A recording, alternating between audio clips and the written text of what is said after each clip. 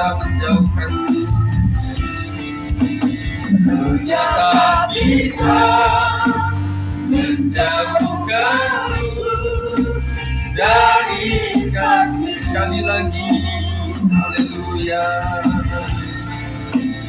Dunia tak bisa menjauhkanmu dari kasih-Mu. Terima kasih Tuhan, kami percaya tidak ada yang bisa menjauhkan kami dengan kasih Allah. Terima kasih Tuhan, kami akan mendengarkan pengajaran firman Tuhan. Sampaikanlah ya Roh Kudus, kami siap untuk mendengarkannya.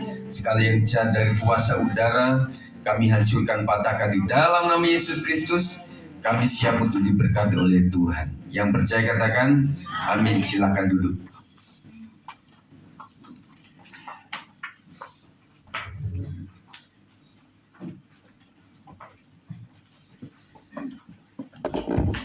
Puji Tuhan, saudara sekalian, kita akan belajar tentang kedatangan Kristus kembali. Pembacaan kita ada di dalam 2 Tesalonika 2 ayat 1 sampai yang ke-15.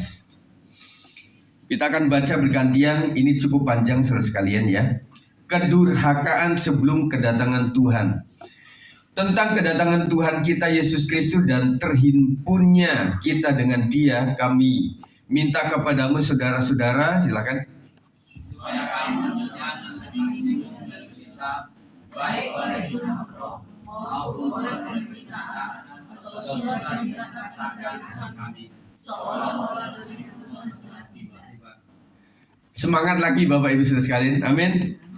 Janganlah kamu memberi dirimu disesatkan orang dengan cara yang bagaimanapun juga, sebab sebelum hari itu haruslah datang dahulu murtad dan haruslah dinyatakan dahulu manusia durhaka yang harus binasa.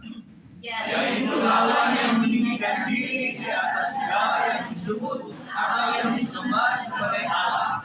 Bahkan ia duduk di bait Allah dan mau menyatakan diri sebagai Allah. Tidakkah kamu ingat bahwa hal itu telah kerap kali kukatakan kepadamu ketika aku masih bersama-sama dengan kamu? Dan sekarang kamu tahu apa yang menahan dia, sehingga dia baru akan menyerahkan diri pada waktu yang telah ditentukan baginya. Karena secara rahasia kedurhakaan telah mulai bekerja, tetapi sekarang masih ada yang menahan.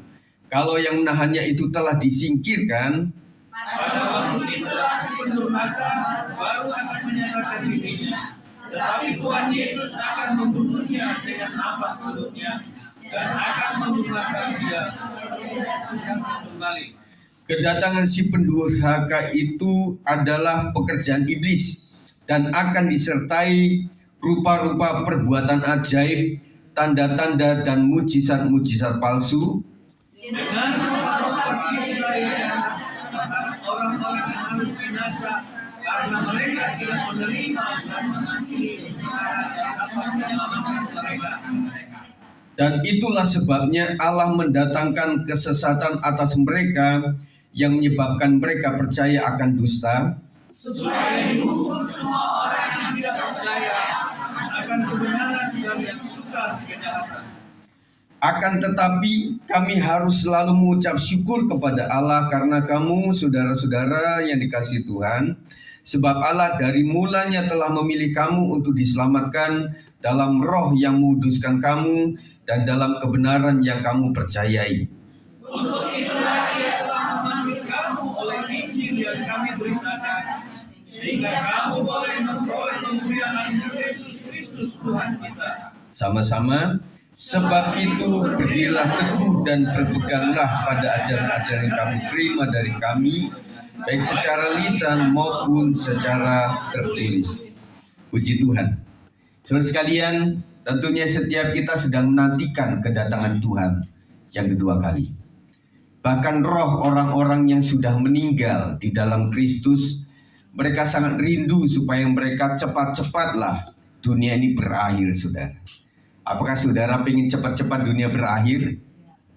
Iya, bagi yang punya masalah, yang punya penderitaan, semoga Tuhan cepat hadir dan datang yang dua kali. Tetapi bagi yang everything is okay, jangan cepet-cepetlah Tuhan. Aku belum kawin ini, ya. Aku belum berhasil dan sebagainya, saudara sekalian, ya. Nah, apa yang akan terjadi fenomena sebelum Kristus datang kembali, saudara sekalian? Yang pertama, munculnya kesesatan. Ayat 1 dan 2 tadi berbicara mengenai ini. Pengajar-pengajar palsu semakin giat melakukan aksinya untuk menyesatkan banyak orang percaya. Jadi yang pertama yang harus kita ingat, bahwa ketika Yesus mau hadir yang kedua kali, maka tanda yang pertama adalah penyesatan di mana-mana. Apakah saudara melihat itu? Puji Tuhan kalau saudara sekalian tidak banyak di medsos, tetapi berapa orang yang ada di medsos itu penyesatan mulai terjadi, Bapak Ibu sekalian. Jadi kita juga bingung antara yang benar atau yang salah. Resep dari Pak Gembala apa? Supaya kita mengerti antara sesat dan benar, caranya bagaimana? Kenali firman Tuhan. Selalu berdoa, kenali firman Tuhan. Apalagi? Untuk tahu yang palsu harus tahu yang Benar. asli. Itu saudara sekalian. Sebelum kita tahu yang KW, harus tahu yang ori. Nah sekarang ini saudara sekalian, banyak yang namanya KW-KW. Ada KW1, KW2, KW3 saudara sekalian. Dan orang baru tahu ketika dia tahu aslinya. Betul saudara sekalian. Nah cara kita Bapak Ibu saudara sekalian, saya ulang lagi, tahulah kebenaran yang orinya. Baru tahu kebenaran yang KW. Nah gitu saudara. Jadi apa? Tahu dulu yang benarnya, yang benar-benar benar. Baru tahu yang agak benar, yang palsu, saudara. Bagaimana cara tahu kita tentang kebenaran yang sejati? Membacalah firman Tuhan. Karena firman Tuhan adalah penting sekali. Penting sekali. Penting sekali. Firman Tuhan penting sekali. Nah Bapak Ibu Saudara sekalian, apapun itu yang saya sounding setiap hari 5 fatsal, kadang 10 fatsal dalam 24 jam itu kita hayati saudara. Kalau saudara ingin caranya dua, ikuti dengan cara yang seperti saya kasih. Nah pada kalimat tertentu yang membutuhkan tafsiran, telaah, saudara di sesi lain. Saudara renungkan apa ini ayat. Dan yang kedua, minta Roh Kudus untuk memberikan hikmat, marifat, pengertian kepada kita. Setuju saudara sekalian? Jadi sebelum Yesus datang yang kedua kali, akan ada pengajar palsu yang semakin giat melakukan aksinya untuk menyesatkan banyak orang. Penyesatan itu selalu menggunakan cara-cara yang mirip. Palsu itu bukan berarti 100% beda sama yang ori. Saya ulang. Palsu itu tidaklah 100% beda banget sama yang asli. Ya. Jadi palsu itu ada kemiripannya. Tetapi yang tidak mirip itu cuma berapa persen. Kalau barang elektronik masih nggak apa-apa lah. Yang dikatakan orinya ada 5G, palsunya nggak ada 5G, begitu. Buat orang Indonesia, ya nggak butuh 5G itu, saudara. Dan kemudian yang ori ada NFC, yang palsu nggak ada NFC, ya nggak masalah lah. Begitu saudara. Tetapi kalau dalam kebenaran Kristen, justru iblis membuat palsunya itu yang kunci saudara. Ini masalahnya. Ya, itu hati-hatinya kita. Penyesatan selalu menggunakan cara-cara yang mirip, dibuat hampir sama agar tidak kelihatan sebagai hal yang palsu. Kita baca ulang. 1, 2, 3. Penyesatan selalu menggunakan cara-cara yang mirip, dibuat hampir sama agar tidak kelihatan sebagai hal yang palsu. Anak-anak muda, kau akan tahu bahwa pacarmu itu adalah cinta palsu. Pada awalnya nggak tahu bahwa dia itu palsu. Ya, orang mirip kok. Dan bahkan dibanding dengan the first love saya, cinta pertama saya, ini lebih hebat gitu loh. Tetapi ketika sudah menginjak di usia pacaran, berapa bulan, ketahuan. Jadi rupanya dia itu ada uang, abang saya. Nggak ada uang, abang tendang, saudara. Nah, baru ketahuan. Ya. Jadi anak-anak muda, perhatikan apakah cinta dari boyfriend atau girlfriendmu itu murni atau tidak. Beberapa cerita menggunakan sebuah cerita seperti ini. Ada seorang yang sebenarnya kaya raya, tetapi dia berlagak ya sebagai orang biasa. Waktu pacaran ya nggak ke Japanese food, Korean food, nggak ke Chinese food begitu ya, ke warteg saja lah.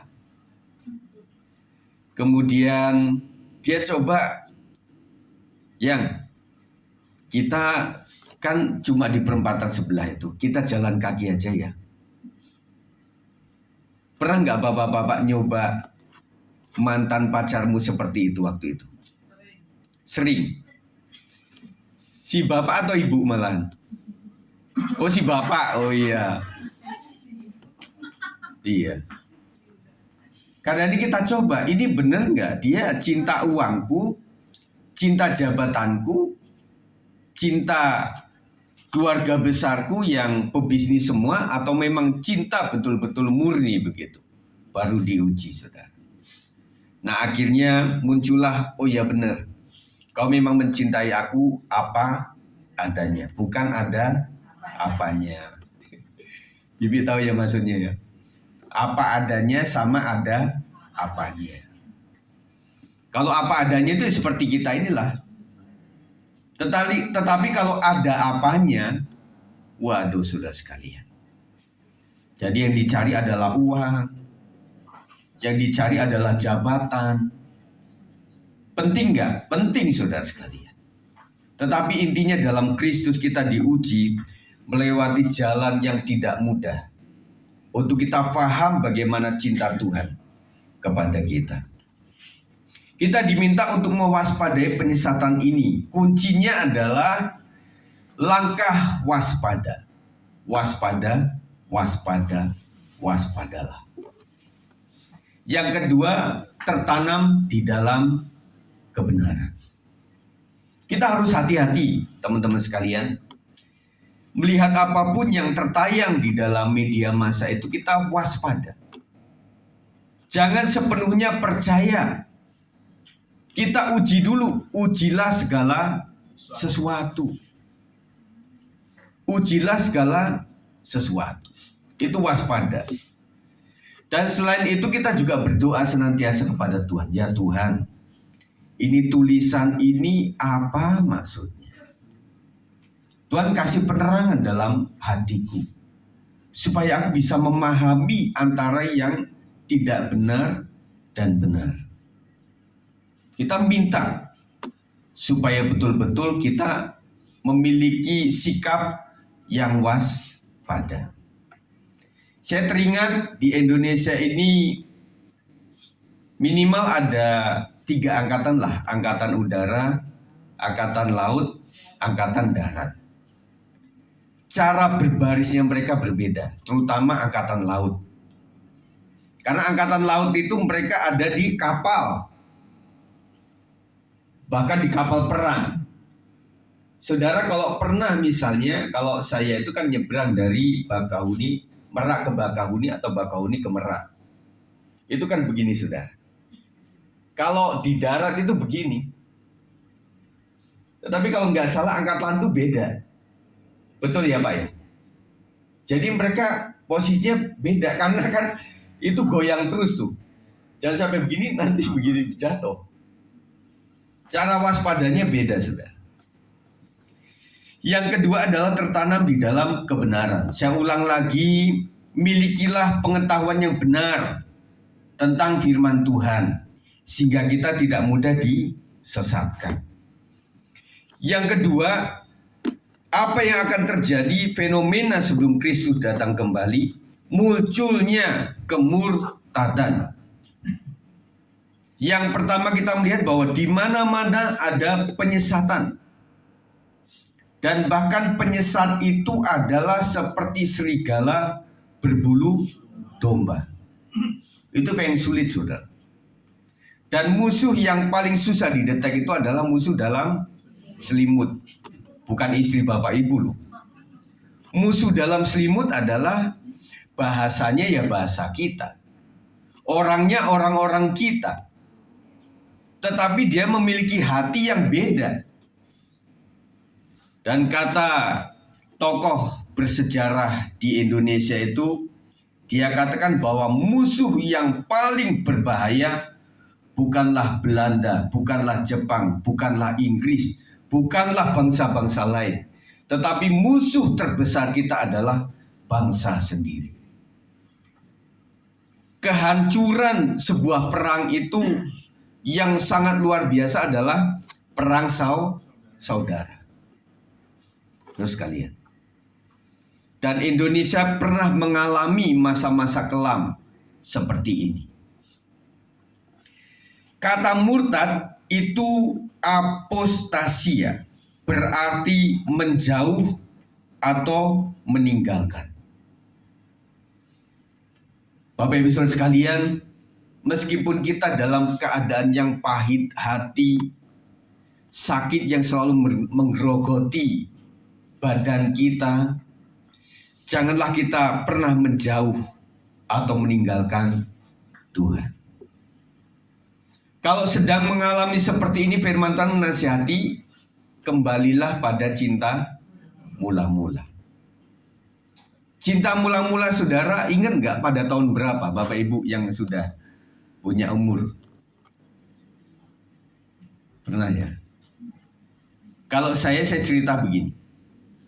Waktu saya SMP, saya cerita ulang.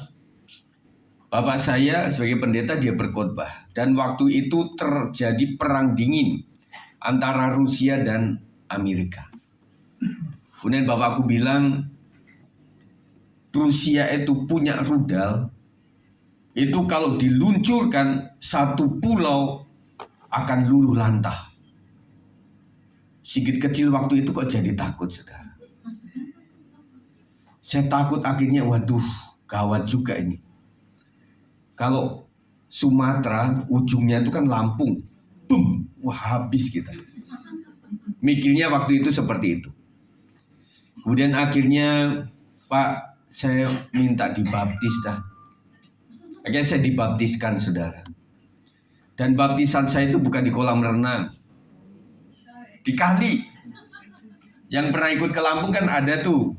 Yang di sekitaran itu ada namanya apa tuh? Jadi orang membuat irigasi. Jadi sedikit agak menonjol, kemudian di situ adalah sungai. Dan kemudian ada tempat pengalihan itu ya Pak, panjaitannya. Dari situ ada, ini dialihkan ke sana, ini ada ke sini, ini yang dari sana, kemudian yang terus. Ya, di dam itulah saya dibaptiskan. Jadi jemaat keliling begitu ya saudara. Tetapi sebelum dibaptiskan kan ada tim perintis yang pertama itu. Tolong anak-anak muda, kalian duluan ke sana ya. Singkirkan segala yang kuning-kuning itu supaya tidak melewati kita. Ya. Nah, momen saya di situ Bapak Ibu sekalian. Akhirnya di situ saya mulai dengan anak-anak untuk doa pagi. kami nggak ada listrik waktu itu. Jadi listrik kami waktu itu adalah mengikut diesel dari tetangga. Nggak tahu di Medan ada seperti itu nggak? Ya, ketika wah ini listriknya mulai nyala. Nah pagi kan belum ada. Akhirnya saya terkadang bawa ublek yang dari cat, kemudian kita kasih sumbu, nah taruh situ. Hitam sininya, ya. Nah akhirnya kami pemuda-pemuda melakukan itu sebagai cinta saya yang pertama kepada Tuhan. Akhirnya saya memutuskan sekolah Alkitab bersama kakak saya, dan itulah panggilan mula-mula, saudara sekalian. Saudara punya pengalaman untuk itu, saudara. Jangan menjauhkan dan meninggalkan persekutuan. Ya. Tanda zaman akhir juga supaya kita tidak boleh menjauhkan diri dari pertemuan-pertemuan ibadah seperti dibiasakan beberapa orang. Tidak semua. Saya tahu teman-teman sekalian, kita sedang membangun rumah tangga, pekerjaan, pendidikan, dan membutuhkan waktu-waktu khusus yang kadang klien itu adanya di hari Sabtu sama Minggu. Betul ya? Dan ada guru-guru juga yang kadang-kadang acara itu di hari Minggu. Makanya lakukanlah saudara sekalian, kita ada PWP, kita ada doa Zoom, ikutlah untuk membuat kita tetap ada di dalam hati melekat kepada Tuhan. Jangan sampai meninggalkan. Dan muncul itu sekalian, arti lain dari kata apostasia adalah pembelotan atau pemberontakan. Kita sedang membaca tentang kisah umat pilihan Allah, orang Israel. Dan itu yang paling terkenal adalah bebal. Ya. Bebalnya luar biasa. Jadi ketika mereka itu sudah ada di padang gurun, mereka masih mengingat Mesir. Mereka pengen balik lagi, saudara. Dan bahkan Musa dan Harun itu sering yang namanya ditolak oleh umat, oleh teman-temannya sendiri. Dan suatu saat muncullah kelompok Korah, Datan, dan Abiram. Mereka begitu tidak setuju dengan kepemimpinan Musa. Tetapi puji Tuhannya Musa dan Harun itu kalau ada apa-apa dia ngomongnya ke Allah sendiri. Tuhan, lihat nih umatmu seperti ini. Akhirnya Tuhan bilang, ya sudahlah. Pada saat tertentu ngumpullah kalian. Aku akan menunjukkan kuasa yang luar biasa. Setelah mereka kumpul itu, Tuhan bilang, Musa sama Harun, kau jangan deket-deket sama kelompok Korah, Datan, dan Abiram. Karena apa? Akan terjadi sesuatu. Kemudian mereka dua kelompok, akhirnya betul firman Tuhan mengatakan pada saat mereka berdiri, tanah itu membelah. Kemudian mereka masuk semuanya dan kemudian ditutup. Itu kejadian luar biasa. Saya belum pernah melihat film rohaninya tentang Korah, Datan, dan Abiram. Itu luar biasa. Bahwa sesungguhnya aku yang memang gak bisa ngomong lah, kata Musa itu. Harun yang lebih pandai. Dan memang ya kalian mengerti kan bagaimana saya membawa kalian dari Mesir di tanah perbudakan itu. Dan sampai kepada padang gurun ini. Kurang apa kalian itu? Banyak tanda mujizat dilakukan. Bahkan sebelum mereka keluar dari Mesir. 10 tulah dilakukan. Dan anehnya Allah sendiri yang membuat Fir'aun keras hati. Berarti teman-teman semuanya, kalau ada orang yang keras, tidak selalu bahwa mereka itu tanpa izin Tuhan. Betul? Jadi dalam arti lain, Fir'aun, orang-orang Mesir pun dalam tanda kutip dipakai Tuhan. Ya. Dipakai Tuhan yang pertama untuk menunjukkan mujizat. Untuk menunjukkan mujizat dengan kebebalan Fir'aun itu. Artinya saudara sekalian, kita melihat bahwa orang-orang yang nyakitin kita pun mungkin diizinkan oleh Tuhan untuk membentuk kita. Amin. Jadi maafkan hambanya yang di depan ini, kadang-kadang perkataan itu yang tidak membangun saudara. Yang tidak saya sengaja tentunya. Tetapi menguji apakah saudara terganggu oleh itu atau tidak. Suami kadang-kadang dipakai dengan kerasnya, istri dengan bawelnya, diizinkan Tuhan. Karena firman Tuhan mengatakan besi menajamkan besi. Manusia menajamkan sesamanya. Sudah bertanya, sesamamu siapa? Yang ada di sekitar kita.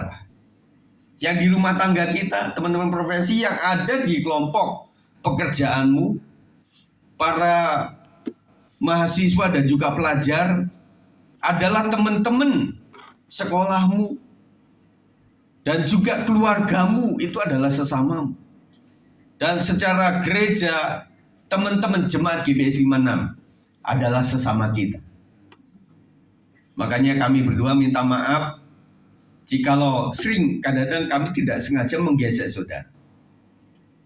Tetapi Tuhan izinkan untuk menguji kita.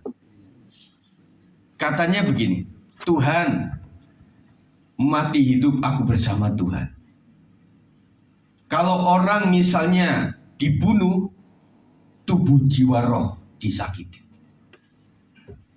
Tetapi kalau sesama kita yang mengganggu kita, yang membuli kita, mungkin jiwa perasaan kita, sesakit apakah kita ketika menghadapi seperti itu? Kita udah sakit hati, saudara. Jangankan memberikan nyawa, harga diri aja nggak bisa kita berikan. Jangan begitu, bro. Gua ini orang Batak, lu jual gua beli. Tidak, saudara sekalian. Amin. Makanya saling mengampuni satu dengan yang lain. Dan saya percaya setelah saling mengampuni, saudara bisa hidup rukun, saling memaafkan. Dan ketika hidup rukun, janji Tuhan apa? Berkat itu akan dilimpahkan. Amin. Kita lanjutkan, saudara sekalian. Kita tidak boleh menjadi pembelot atau pemberontak. Tetapi tanda akan menunjukkan itu. Bahwa ada orang membelot, memberontak oleh karena mereka adalah sebagai seorang yang murtad, saudara. Karena beberapa alasan. Yang pertama, uang, jabatan, pasangan hidup, dan lain-lain, orang-orang pergi meninggalkan kebenaran. Teman-teman muda, ketika engkau mencari pasangan hidup, carilah yang namanya Maria, Elizabeth, yang namanya Hana, ya. Jangan cari yang yang lain. Siti Jubaidah atau siapa gitu ya. Nur Halimah, ya, Nurdin, Safrudin. Tetapi begini, ada orang yang dipanggil yang sifatnya kayak Pak Gilman gini, kayak Pak Sab juga, Bu Gina maksud saya, ada yang dipanggil seperti itu. Tetapi pesan saya, kuatkanlah dirimu secara rohani itu. Jangan sampai engkau menarik, malah engkau yang ketarik. Ya. Kalau orang menari itu kan misalnya istriku yang ke sini saya tarik. Tapi kalau kita ketarik, saya yang datang ke situ. Kayak ditarik, ya, kayak menarik maksud saya. Tetapi saya yang datang, saudara. Ya, anak-anak muda, cari jodoh itu enggak mudah. Tetapi juga enggak sulit-sulit amat. Saya bayangkan banyak orang itu gampang jodohnya. Tetapi ada berapa orang juga sulit jodohnya. Pekerjaan juga begitu. Ada orang itu keluar kerja langsung dapat. keluar kerja langsung dapet. Ih, gampang banget gitu loh. Tapi ada orang yang sudah lamaran setumpuk, nggak dipanggil-panggil, saudara. Sekali dipanggil di Sulawesi, ya Bang David ya. Kita kan berpikirnya seperti apa gitu ya.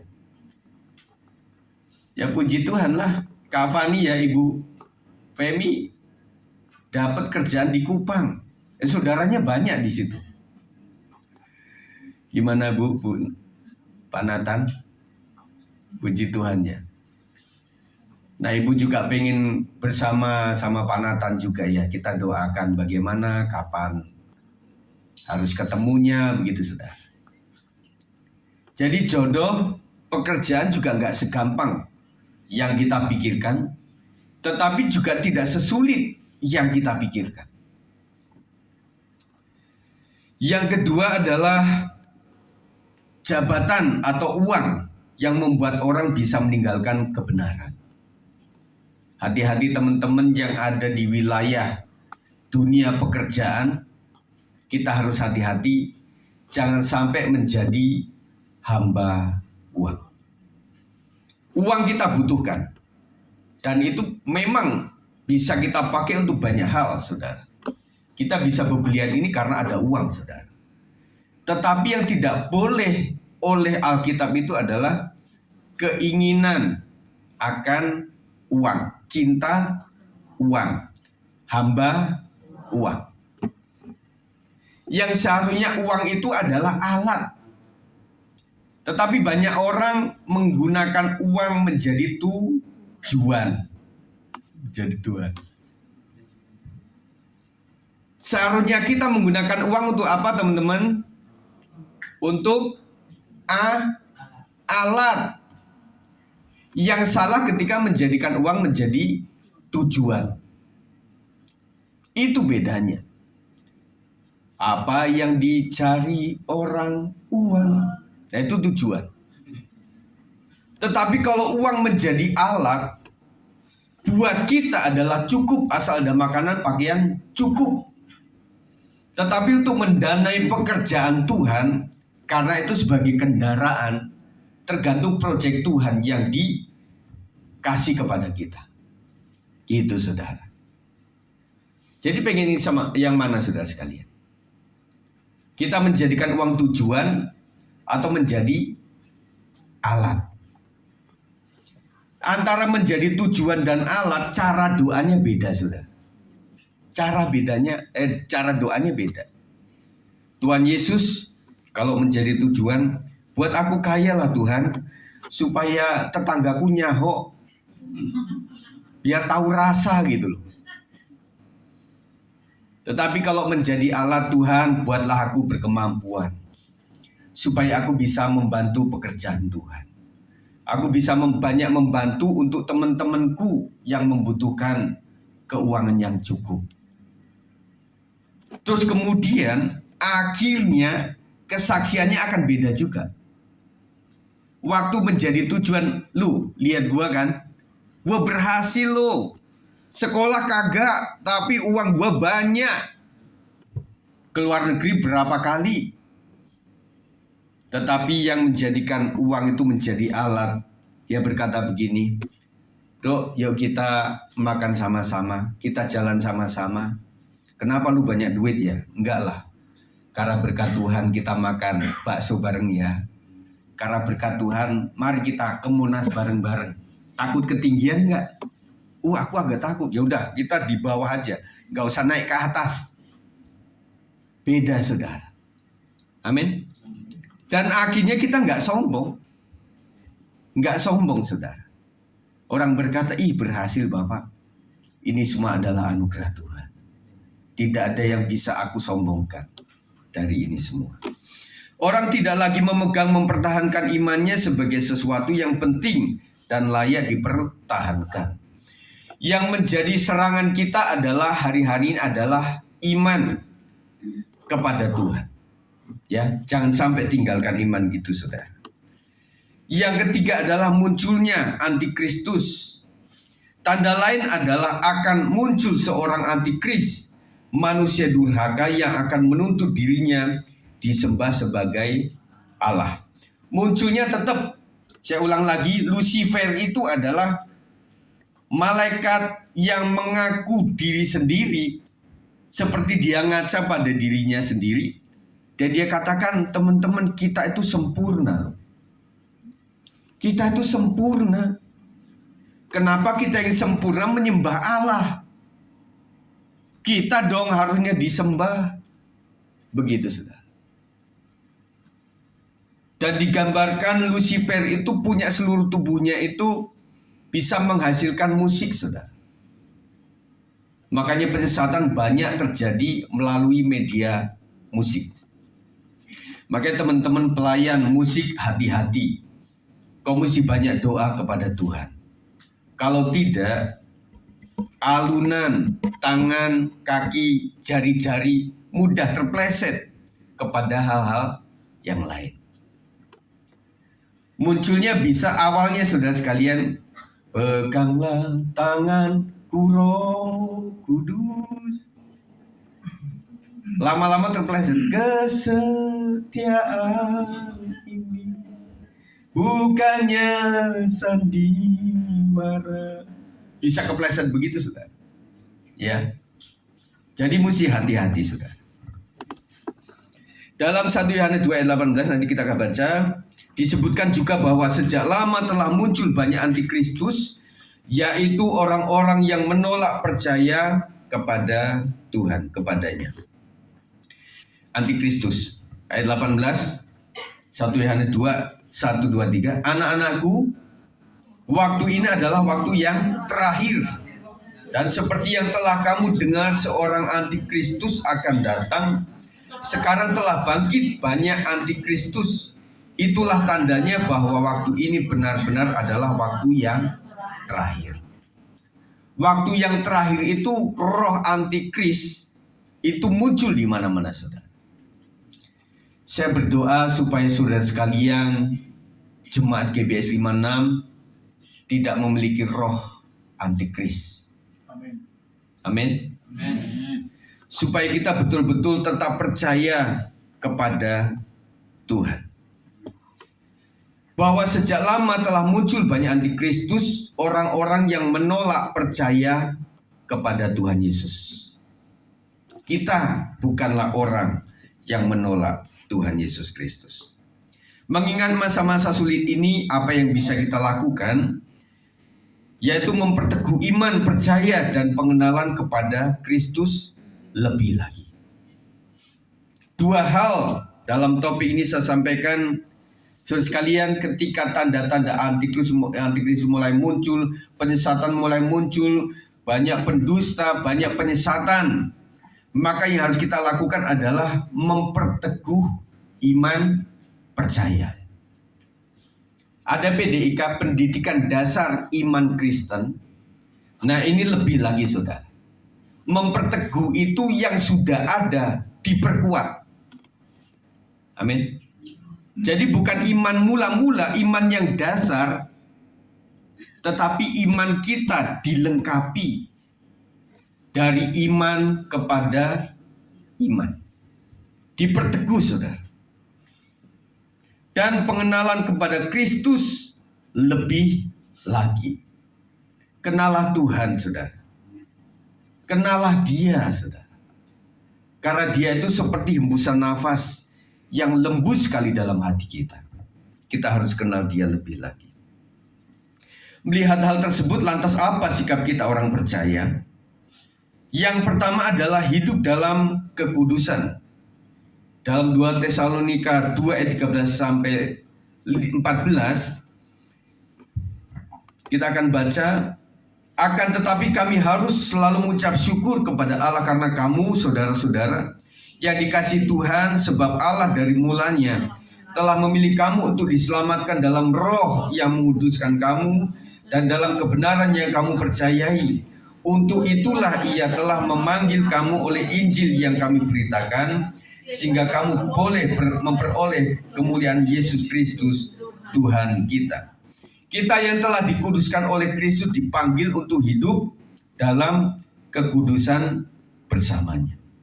Saya ulang, Kita yang telah dikuduskan oleh Kristus dipanggil untuk hidup dalam kekudusan bersamanya. Bagaimana caranya kita dikuduskan?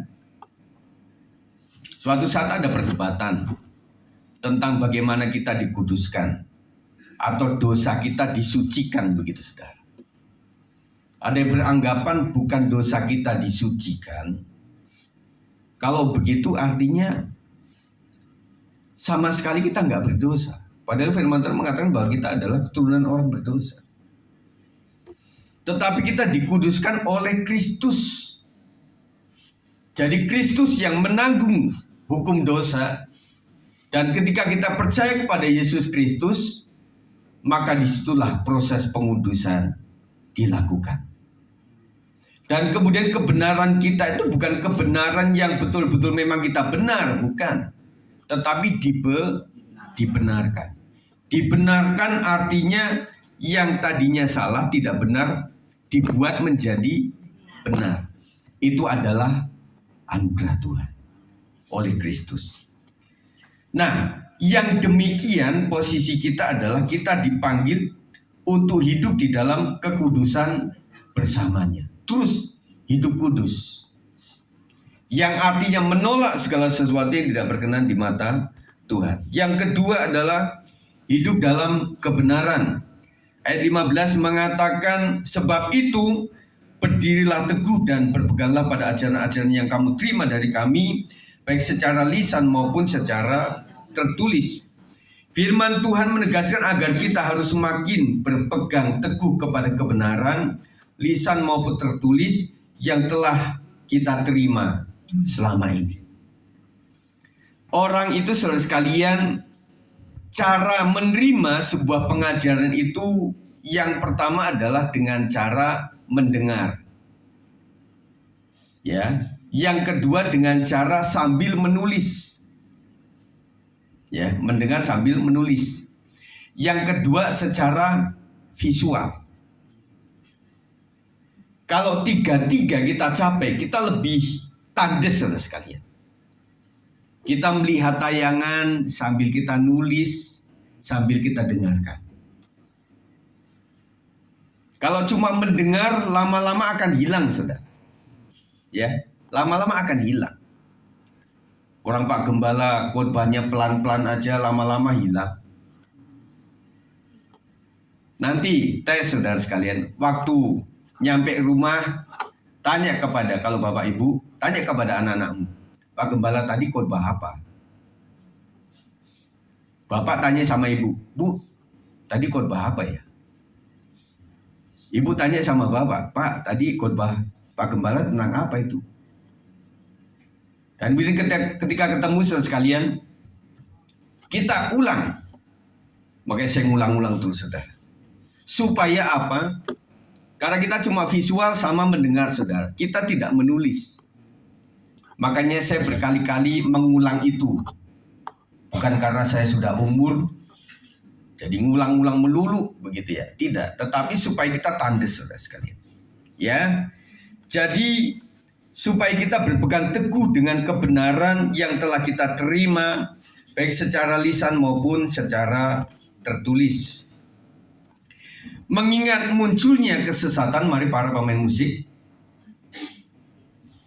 Mengingat munculnya kesesatan, kemurtatan, dan juga antikris pada akhir zaman ini, mari kita semakin mendekat kepada Tuhan dan tetap ingat Bapa telah memilih kita sebelum dunia dijadikan. Yesus yang berkorban untuk kita, menebus kita dari segala dosa kita. Dan Roh Kudus yang memeteraikan kita sebagai ahli waris kerajaan surga. 3. Teman-teman sekalian, sebentar lagi Jumat Agung. Jumat Agung memperingati apa? Kematian Yesus Kristus. 3 hari kemudian apa? Yesus bangkit. Saya merasa bahwa ini perlu momen yang luar biasa kita harus lakukan, saudara sekalian. Amin. Kita akan naikkan syukur kepada Tuhan atas pengorbanan Tuhan. Kita bersyukur untuk penebusan dari Tuhan.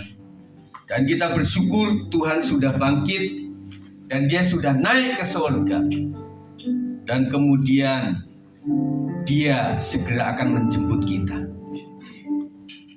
Tuhan Yesus sedang di surga, sedang mempersiapkan rumah untuk kita.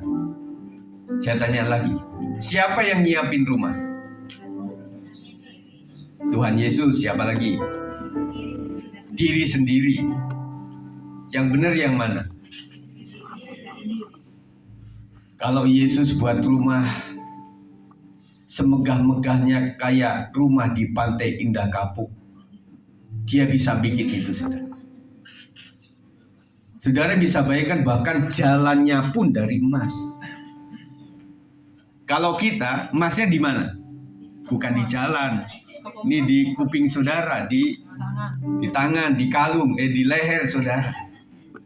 Nanti itu kita injek-injek, saudara. Saya pastikan nanti di kerajaan surga tidak ada toko emas. Karena emas sudah ada di situ. Nah, bayangkan kalau yang kita injek-injek saja emas, itu rumah kayak apa, saudara? Ya, rindu nggak ke sana? Saudara harus rindu ke sana. Ada lagu belakang, langit biru, sana ku rindu. Belakang langit biru, sana ada mahkotaku, kulihat wajahnya. Terus? Ya, saudara sekalian, kita harus rindu. Ya, kita harus rindu ke surga. Kita naikkan pujian Yesus sekalian. Bapa, Kau telah memilihku sebelum dunia dijadikan. Yesus, Kau telah tebusku. Roh Kudus, Kau memeteraikanku. Bapa, Kau telah memilihku. Bapa, Kau telah memilihku sebelum dunia dijadikan. Yesus, Kau telah tebusku. Roh Kudus, Kau memeteraikanku menjadi ahli waris kerajaanmu, menjadi milik kepunyaanmu,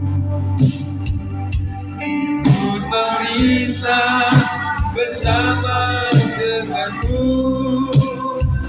kerajaan kekal selama-lamanya. Mari kami berdiri. Terima kasih Bapa. Terima kasih Yesus. Terima kasih Roh Kudus. Ku mau memujimu selama-lamanya. Kita sembah Tuhan, haleluya. Terima kasih Tuhan, Kau telah pilih kami sebelum dunia dijadikan. Terima kasih Yesus, Kau telah berkorban untuk diri kami. Kau telah tebus kami dari dosa dan hukumannya. Terima kasih Roh Kudus, Kau yang menolong dan menghibur kami senantiasa. Terima kasih Tuhan. Terima kasih Yesus. Katakan terima kasih Bapa. Terima kasih Bapa. Terima kasih Yesus. Terima kasih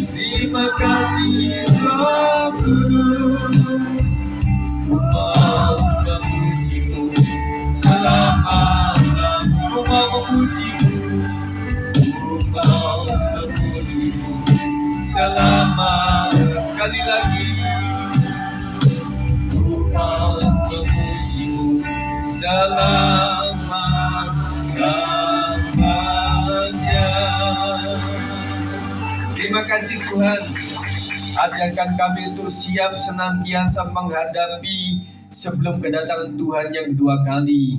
Kami tahu akan ada penyesatan, kemurtatan, roh antikris ada di mana-mana Tuhan. Ajarkan kami hidup tetap dalam kebenaran Tuhan. Kami tahu mana yang sesat ketika kami tahu mana yang benar Tuhan. Kami bisa tahu yang KW ketika kami tahu mana yang paling benar dan ori Tuhan. Kiranya berkat Tuhan melimpah atas kami sekalian. Biarlah pengajaran ini boleh membuahkan hasil. Kami jadi tahu tentang Bapa, tentang Yesus Kristus, tentang Roh Kudus sebagai Immanuel di dalam hidup kami Tuhan. Terima kasih. Kiranya Tuhan memberkati kami sekalian dengan kesembuhan, dengan damai sejahtera, dengan sukacita, dengan harta yang melimpah untuk tetap umur panjang untuk pekerjaan Tuhan. Dan kami tahu Tuhan apa yang kami sedang pergumulkan untuk pendidikan anak-anak kami. Dan kami tahu kami mendoakan buat teman-teman kami yang membutuhkan jodoh yang berkenan di mata Tuhan. Tuhan kirimkan dalam nama Yesus Kristus. Dan yang membutuhkan pekerjaan, Tuhan akan kasih yang terbaik. Terima kasih ya Tuhan, apapun itu yang membutuhkan keturunan, Tuhan buka rahimnya di dalam nama Yesus Kristus. Dan apapun panggilan kami di dunia ini Tuhan, kami sedang mempersiapkan diri untuk menyambut kedatangan Tuhan yang kedua kalinya. Terima kasih. Kiranya Tuhan memberkati kita sekalian. Dan inilah doa kami Tuhan. Kami naikkan di dalam satu nama Tuhan Yesus Kristus. Yang percaya katakan amin. Silakan duduk. Persembahan kedua